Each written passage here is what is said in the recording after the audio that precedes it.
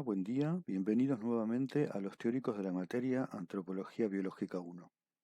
Hoy veremos las generalidades del crecimiento postnatal, para lo cual, entre otros temas, abordaremos nuevamente las curvas de crecimiento en velocidad y distancia para la talla. Este es un tema que deben conocer con profundidad. Volveremos en varios teóricos a las curvas de velocidad y distancia, así que espero que puedan entender las cuestiones básicas en este video. Antes de retomar la curva de velocidad, tenemos que repasar algunos conceptos, ya que antes de poder calcular la velocidad del crecimiento, tenemos que hacer otros cálculos. Ustedes en los trabajos prácticos avanzarán sobre estas habilidades para calcularlos. Para empezar, vamos a recordar que la edad real que comúnmente usamos en la vida diaria es una fecha compuesta por 365 días divididos en 12 meses. Si queremos ser rigurosos, cuando damos una edad decimos cuántos años, meses y días tiene la persona. Esto no nos sirve para realizar cálculos de manera sencilla. Por lo tanto, vamos a tener que modificar la edad real y pasarla a formato decimal. Esto se hace a partir de una operación bastante sencilla. Para la conversión, primero se registra el número entero del año calendario y se coloca una coma. Lo que sigue es la fracción del año que debe ser pasada de días y meses a formato decimal. Para eso existe una tabla que les da la conversión. Es una tabla de doble entrada y hay que ubicar el mes y el día. Donde se cruzan se encuentra la cifra que buscamos. En este caso, por ejemplo, tratamos de ubicar el 3 de mayo. Buscamos el mes de mayo, ubicamos el número 3 y nos queda una cifra 334, que es la que colocamos después de la coma. Esto nos permite obtener un número que tiene el año seguido de una coma y un número obtenido en la tabla. Para el cálculo de la velocidad nosotros vamos a tener que convertir al formato decimal dos fechas, la fecha de medición de la talla y la fecha de nacimiento. Estas dos fechas nos permiten calcular la edad decimal. Para el cálculo de la edad decimal hay una fórmula. A la fecha decimal del día de la medición hay que restarle la fecha decimal del día de nacimiento. Lo que nos queda es la edad decimal. Ahora sí tenemos todo lo necesario para medir la velocidad de crecimiento. Recuerden el concepto de velocidad brindado en teóricos anteriores. Para calcular la velocidad de crecimiento debe aplicarse la siguiente fórmula. A la estatura de la segunda medición se le resta la estatura de la primera medición. Lo que nos queda es la diferencia en estatura entre las dos mediciones. Ese resultado se divide por la diferencia entre la segunda edad decimal y la primera, que es el tiempo entre mediciones. Por lo tanto, voy a obtener un valor en centímetros al año, que es la velocidad de crecimiento. Este es un ejemplo que pueden encontrar en la guía para la evaluación del crecimiento de la Sociedad Argentina de Pediatría. Ustedes en los trabajos prácticos van a desarrollar este tipo de cálculos. Tengan en cuenta que para confeccionar una curva van a tener que calcular varias velocidades durante varios años. Recordemos que una curva es una línea continua de una dimensión que varía de dirección paulatinamente. En nuestro caso la vamos a entender como una línea que representa una relación entre dos variables, la edad en años y la velocidad en centímetros al año. Se representa en dos ejes cartesianos y resulta muy importante entonces tener en claro qué variables vamos a representar y en qué unidades. Esta es una curva de velocidad, por lo cual expresa la relación distancia sobre tiempo, que a su vez varía con el tiempo. En el eje de las X se presentan la edad en años. En el eje de las Y se representa la velocidad en centímetros por año. La curva se inicia desde un punto alto que expresa una alta velocidad de crecimiento y va descendiendo hasta asentarse momentáneamente, para volver a crecer en velocidad. Finalmente desciende hasta un punto mínimo que representa una velocidad igual a cero, es decir, se deja de crecer. Esta curva sin dudas puede parecer compleja, pero es importante entender qué cosas está expresando cada cambio de velocidad.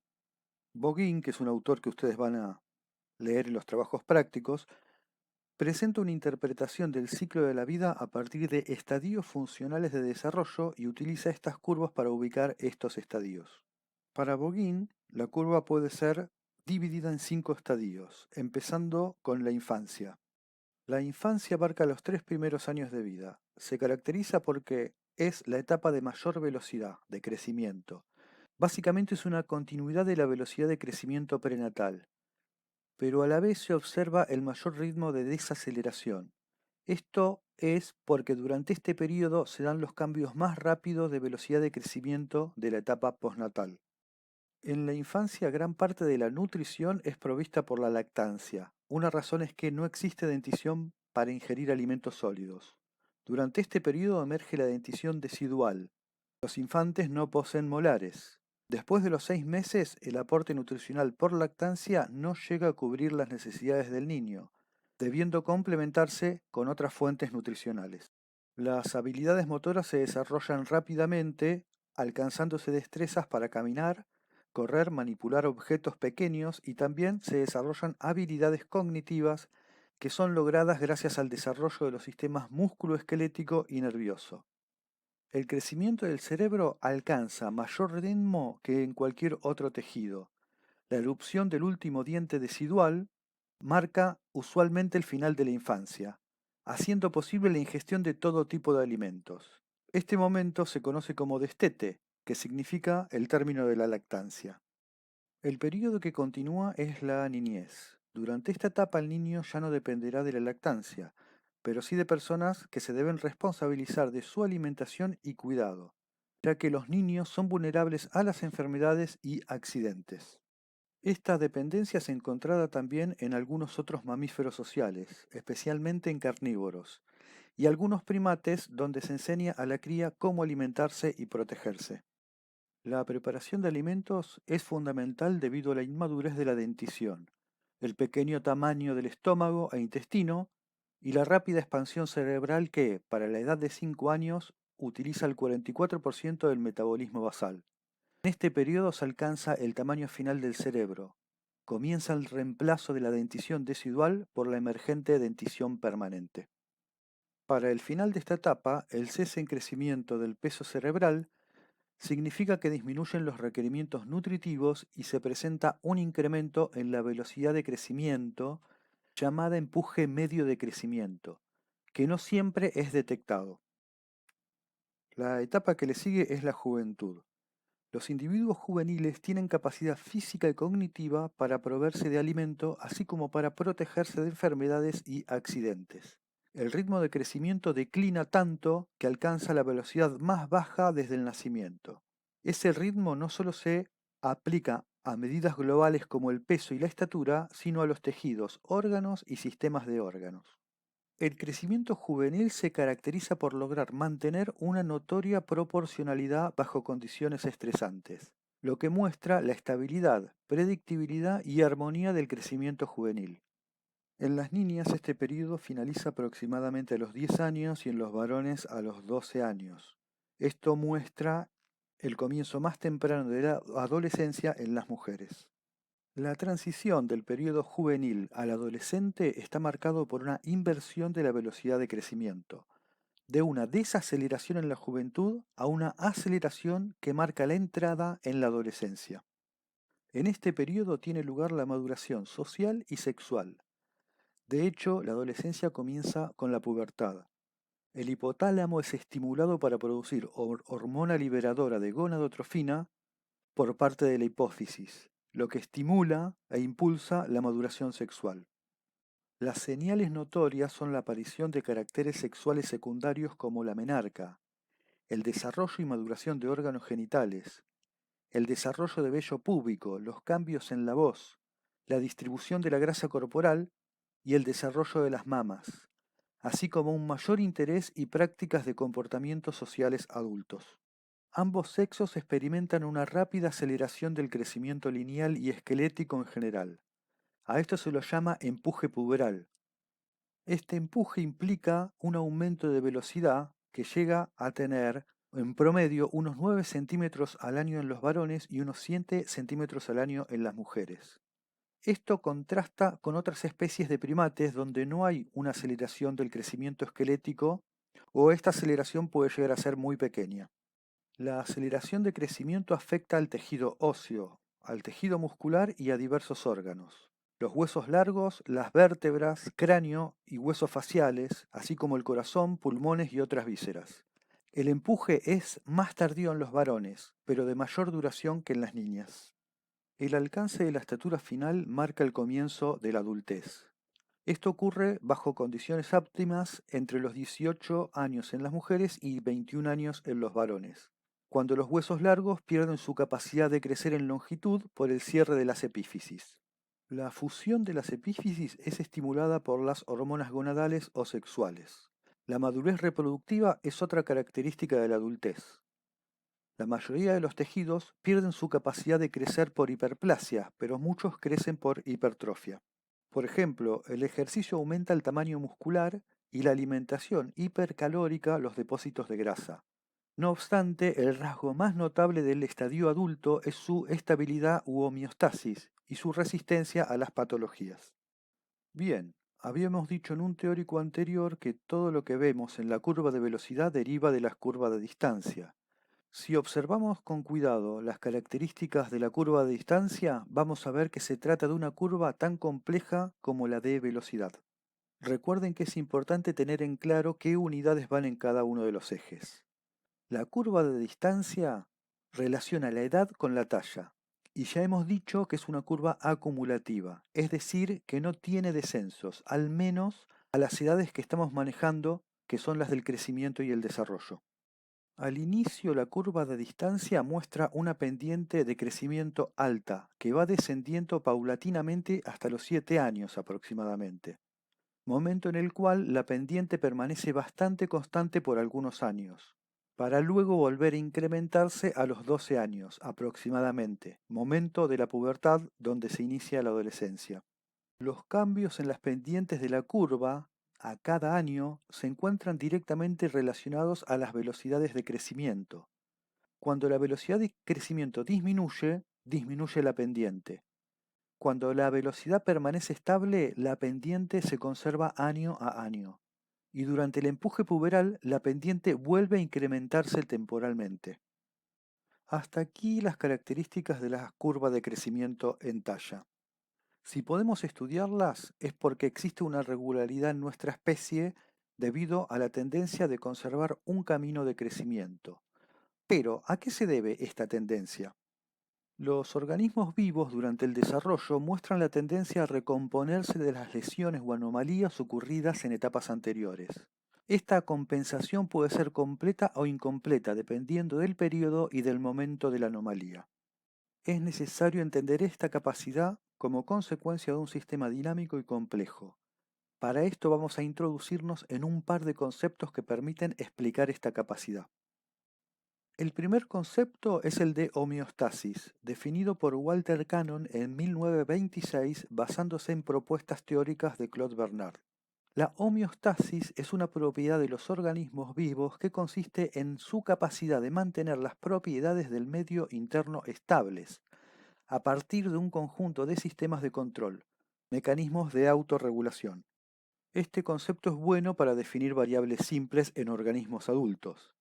Sin embargo, un sistema en desarrollo está, por definición, siempre cambiando en el tiempo, moviéndose a lo largo de una trayectoria de tiempo definida, desde una etapa inicial, como un óvulo fertilizado, a través de varias etapas posteriores hasta la edad adulta y finalmente hasta la senescencia. La regulación que ocurre en tales sistemas es una regulación que no regresa a un equilibrio estable inicial como en la homeostasis. Para esto, Waddington en 1940 acuñó el concepto de homeoresis, que explica la capacidad que tienen los sistemas dinámicos que regresan a una trayectoria, a diferencia de los sistemas que regresan a un estado en particular. La homeoresis es la propiedad de los organismos de mantener el curso normal del proceso ontogenético y fisiológico. Esto permite explicar algunas observaciones realizadas sobre los procesos de crecimiento.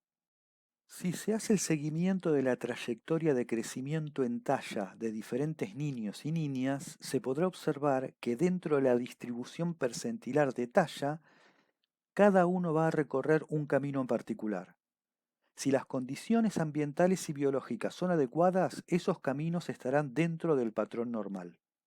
En niños y niñas que han sido afectados por algún factor ambiental nocivo, puede verse reducida la velocidad de crecimiento. Tal efecto continuará en la medida en que el ambiente continúe siendo hostil. Sin embargo, cuando mejoran las condiciones ambientales, muchos de estos niños logran incrementar temporalmente su velocidad de crecimiento. Esto les permite volver a la trayectoria de crecimiento anterior al estrés ambiental.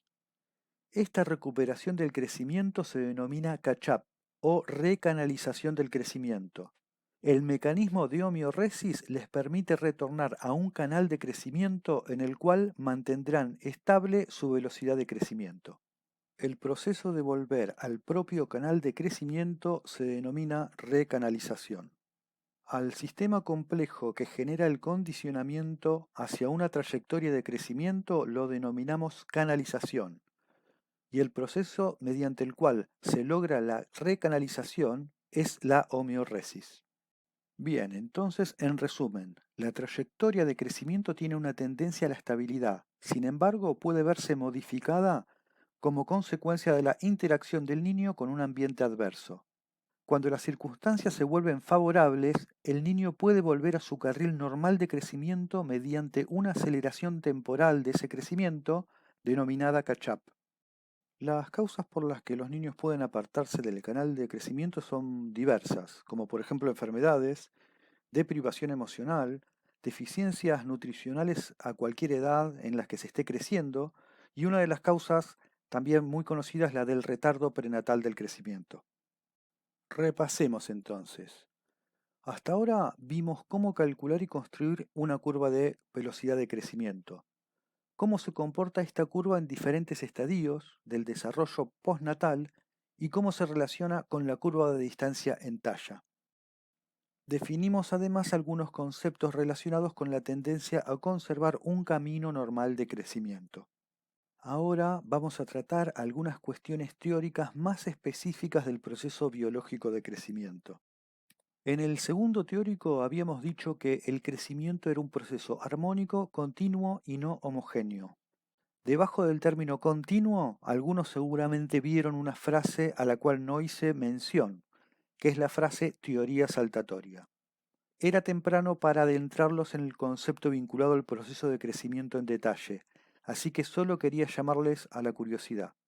Ahora es momento de ir un poco más allá y tratar el tema del crecimiento en talla con un poco más de detalle.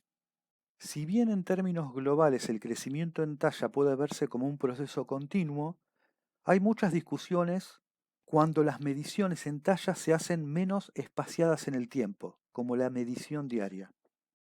Para desarrollar esta temática vamos a centrarnos en el trabajo de los autores Caíno Lejarraga y Kalmansky, del año 2003, donde se preguntan si el crecimiento es un proceso continuo, periódico, saltatorio, pulsátil o caótico. Los autores hacen una clasificación de trabajos publicados y delimitan 5 patrones de crecimientos propuestos. Crecimiento como proceso continuo, crecimiento como evento periódico, crecimiento en saltos y estasis, crecimiento como evento pulsátil y crecimiento como proceso caótico. Comencemos con el patrón de crecimiento continuo. Diversos autores sostienen que el crecimiento es un proceso continuo con velocidad constante, aun cuando las mediciones se realicen a intervalos bastante breves de tiempo. Esta propuesta está acorde a una larga tradición de investigadores que consideran que el crecimiento es un proceso continuo y suave. Ocurre por la acreción acumulativa diaria y regular de pequeñas cantidades de masa. Al respecto, Tanner sostenía que el crecimiento a nivel celular puede ser un proceso discontinuo, pero si consideramos la longitud corporal y si las mediciones son realizadas cuidadosamente por personal entrenado y por intervalos de mediciones anuales, la curva de crecimiento es un proceso continuo y uniforme con un pico máximo de velocidad de crecimiento en la adolescencia. Esta gráfica representa al modelo de crecimiento continuo, donde se puede observar una carga diaria continua acumulada en la talla. Otra de las propuestas es la del patrón de crecimiento como evento periódico. Este patrón de crecimiento fue descrito por Hermansen en 1988, quien midió con un nemómetro la longitud de la pantorrilla de neonatos prematuros.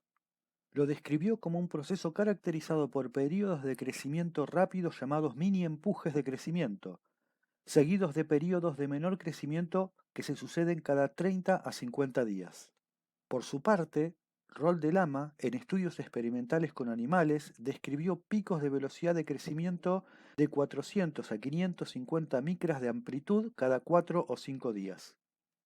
Un detalle de importancia a tener en cuenta es que en estos trabajos se encontró un amplio desvío estándar en las mediciones, por lo que se ha discutido el error de la medición. Otro modelo es el patrón de crecimiento en saltos y estasis. Este modelo fue propuesto por primera vez por Michelle Lamp en un trabajo publicado en 1992. La autora describe el crecimiento como un proceso caracterizado por saltos de crecimiento que ocurren en 24 horas, aperiódicos y episódicos, de amplitud variable, seguido de días de ausencia de crecimiento llamados estasis. Estas estasis pueden llegar a durar bastante tiempo. Estas características fueron descritas para niños sanos menores de 21 meses, creciendo entre 0,6 y 2,5 centímetros de amplitud en 24 horas, seguidos por periodos de estasis de 2 a 63 días. En mediciones diarias de estatura en un adolescente durante 328 días se describieron 12 saltos aperiódicos de crecimiento de 0,3 a 1,5 centímetros de amplitud, seguido por periodos de estasis de 3 a 100 días de duración. Lam concluyó que en los niños sanos, durante el 90-95% del tiempo no se produce crecimiento. En el resto de ese porcentaje se produce el crecimiento en saltos. El patrón de crecimiento como evento pulsátil fue descrito por Greco y colaboradores en curvas de crecimiento de estatura y peso en 28 niños con fibrosis quística medidos cada 3 meses durante 3 años. Los picos de velocidad de crecimiento ocurrieron con una frecuencia regular a diferentes edades. El mismo autor mostró además este patrón de crecimiento en 21 niños con enfermedad celíaca en etapa de crecimiento compensatorio o catch-up, luego de iniciado el tratamiento. Los autores concluyeron que el crecimiento es un proceso no lineal con sucesivos pulsos de crecimiento de amplitud variable a lo largo del tiempo, al que llamaron crecimiento pulsátil. El patrón de crecimiento como evento caótico fue propuesto por Wells en 1984, quien sostiene que cuando el intervalo de medición disminuye, el patrón de crecimiento se hace más complejo. Según este autor, aún teniendo en cuenta el error de medición, hay otros artificios medioambientales que influyen en las mediciones y el crecimiento aparece entonces como un proceso caótico, quizás necesario para que el incremento a largo plazo sea un proceso suave y continuo. Wells sospecha que si el modelo de crecimiento es caótico, el crecimiento basado en mediciones diarias o semanales no permitiría predecir el crecimiento futuro del niño. Sobre este último aspecto voy a incluir un comentario al margen, pero que creo conveniente para entender el planteo de Wells. Hay dos cuestiones centrales cuando se trata de medir una trayectoria o un recorrido sobre alguna variable: el error y la escala. El error aumentará cuanto más finamente querramos medir una variable con un mismo instrumento. Por otro lado, la escala del registro resulta aún más importante porque nos dará idea de las tendencias de la trayectoria. Por ejemplo, un registro a pequeña escala nos puede marcar una tendencia lineal, mientras que en otra escala puede interpretarse como una curva, y a una escala mayor puede formar parte de un gran ciclo. Será entonces importante tener en cuenta la escala y el error cuando tratamos de comprender trayectorias y tendencias. Sobre la temática del crecimiento continuo, pulsátil o caótico, regresaremos cuando veamos los mecanismos de crecimiento desde la óptica endocrinológica. Para ir cerrando la temática de hoy, voy a hacerme un par de preguntas. ¿Por qué nos interesa estudiar el crecimiento? ¿Por qué del crecimiento nos interesan tanto las curvas de estatura? Al menos hay dos razones importantes. La curva nos da una idea del crecimiento esperado como normal para individuos y poblaciones. Sabemos fehacientemente que el crecimiento es un indicador de la calidad de vida de las diferentes poblaciones humanas. Por otro lado, el estudio del crecimiento en talla constituye una forma de analizar las adaptaciones propiamente humanas, producto de la evolución biológica. Las curvas de crecimiento en diferentes animales nos dan información acerca de las diferentes estrategias desarrolladas a lo largo de la evolución. El crecimiento es una estrategia importante en la supervivencia. La mayoría de los animales tienen curvas más simples que las del ser humano, no muestran un empuje puberal como la nuestra. Los seres humanos agregan dos nuevas etapas de desarrollo entre el nacimiento y la edad adulta: la infancia y la adolescencia. Estas son evidentes en la curva de velocidad y de distancia que ya vimos. También los momentos donde se dan las mayores velocidades de crecimiento son diferentes. En roedores, por ejemplo, la mayor velocidad de crecimiento es postnatal y el pico de velocidad se encuentra muy cercano a la madurez sexual. Pero estos temas exceden al teórico de hoy.